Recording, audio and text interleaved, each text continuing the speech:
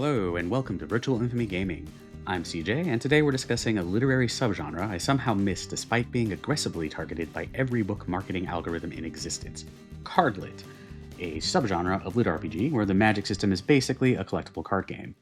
I've really liked cards in fantasy since way back looking at the Trumps in the Chronicles of Amber, and I've played trading card games since they became a thing. I'm currently messing with Magic the Gathering, Soul Masters, Sorcery, and a bunch of other indie TCGs that probably have a player base of around 12 people. I really like cards. I own a lot of unopened booster packs, and I read a lot. So it really surprised me that I hadn't seen these before. So once I read one book, the algorithm realized it had made a mistake and immediately dumped a whole lot of other ones on me. So let's get started. First up, we'll start with Demon Card Enforcer from the Cerberus card series by John Stovall. It's noir, but with magical cards and hellhounds. This book asks the important question: what if a supernatural mafia drama in the TCG had a child, and what if that child was raised by a morally gray mafia enforcer who loves animals more than people? Which is honestly pretty relatable. Every 10 years, gods, devils, fae, powerful supernatural entities hand out magical themed decks to people that they feel like handing them out to for reasons. New sets drop, new mechanics appear, people steal each other's cards. It's basically like what if Magic the Gathering existed in the real world, except the stakes are higher and the rules arguments are a bit less toxic. The Mafia Enforcer protagonist has a Hellhound themed deck bestowed by Cerberus, Guardian of the Gates of Hell. He hunts evil deck bearers because you have to send a villain to catch a villain. He's an anti hero who you know is not all bad because he loves dogs and dogs love him. He's dangerous, brooding, and now has a Hellhound spawn of Cerberus who is objectively the best character because he is a good boy. Game elements in this book include deck building, rarities, summons, spell rounds. This system could be a playable game. Next up, we have Shadow Card Guardian from the Nyx card series by Kacey Ezell. This is in a shared universe of Cerberus cards, but now this one has responsible adults. This book expands the Cerberus cards world by introducing a protagonist who is competent, emotionally stable, and capable of making good decisions, which is frankly a refreshing opposite of your standard lit RPG hero. She's an ex-veteran who becomes a guardian to a kid chosen to receive a deck by the goddess of darkness, Nyx, for mysterious reasons. She herself has to scramble to get her own cards in order to help protect him. There's shadow magic, found family, and again, decisions that make you wonder why most fantasy protagonists are barely functional. We get new deck themes, more world building, and a reminder that some people actually know how to parent. So, lots of game elements in this one. It's the same world as Cerberus cards, but it has somewhat fewer crimes and more stable relationships. Next, we'll move to Card Mage Slumdog Deckbuilder by Benedict Patrick. This is poverty, class struggle, and deck building, the classics. So, this series so far takes place in the slums, where cards are so valuable that people share them, making community decks. Which is not to say that the community gets along at all, they don't. Deck battles are to earn money and new cards. The protagonist, in classic protagonist fashion, acquires a rare card after a near death experience that could destabilize the entire social order. Because, of course, he does. The world building is excellent. There's hints of lots of interesting things coming. The writing is great, and the card mechanics feel like a real game.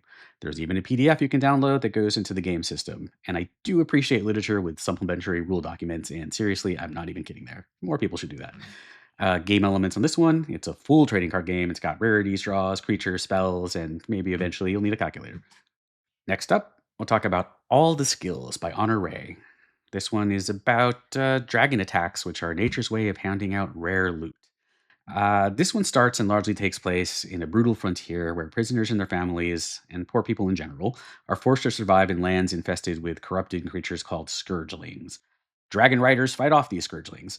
The people suffer under the scourgelings and the nobility and the class struggle, and there's hints of world changing secrets yet to come. Like the Card Mage series, we've got a lot of major social commentary involved with this one, and that kind of class dynamic. Cards here aren't part of a game. They're more like magical ability tokens that you associate with yourself. Higher rarity cards are more powerful. The protagonist, a child, gets a rare card after a violent dragon encounter, and we're off in his zero to hero arc, where the legendary card lets him collect all the skills and a dragon. It's cardlit, but with more dragons and fewer rules lawyers, probably because the dragons ate them. There was a good read. This one was a good read, and I'm looking forward to continuing the series. Game elements for this one include ability cards, rarity scaling. It's not really a playable trading card game, but it's an enjoyable book and system. Next up is One Bad Card, Murf's First Law by Kyle Johnson of the Murf's Law series. It's poker, but your soul is the buy-in. This series uses poker as the basis for its magic system because nothing says fantasy like emotional trauma and gambling addiction. Characters bind cards to their souls and gain abilities based on the card's symbolism and suit. The protagonist, Murf, is the classical rogue archetype who does not want to be a card bearer, called a holder in this world, but he was unfortunately probably born with anime protagonist hair. He survives through a combination of luck, charm, and highly questionable life choices. The world is dark, but the humor is fun, and it's a really good read. The card mechanics are more about like fate and risk and actual like gambling. Like you have to know how to gamble and play poker and get really deep into that. And did I mention there was gambling? So it's not so much like a classic trading card game, but it's a really good series. I was really pleasantly surprised by this, and I've enjoyed it so far. Looking forward to the next one.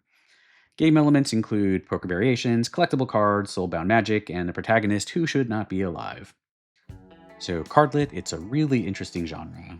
Right here we've been looking at more demon hunters, competent guardians, slumborn deck builders, dragon touch survivors, poker-powered rogues. There's a little bit of something for anyone, and there's a lot more out there. I'm still getting these recommendations. If you have read any of these and have an opinion on it, or if you have recommendations on other things I should read, please let me know. You can leave them in the comments, or since chances are if you're watching this, I probably see you at least once a week. Just tell me. I'm happy to read it. That's how I picked up all the skills from a recommendation from one of y'all. So probably I'm going to start up our highly questionable book club at some point where books aren't necessarily highly questionable, but the people are. So more on that later on. And thank you very much for watching. I'll see you next time on Virtual Infamy Gaming. And I think I'm going to start opening those booster packs. One last thing I wanted to mention. This playmat is from Soul Masters. The art is by Honour Rae from DarqPrism Constallations, who is a great artist. She's done a lot of things in this kind of gothic, dark genre art here. And she even did the logo for our other YouTube channel where my wife does doll and puzzle videos. So she's really cool. Check her out.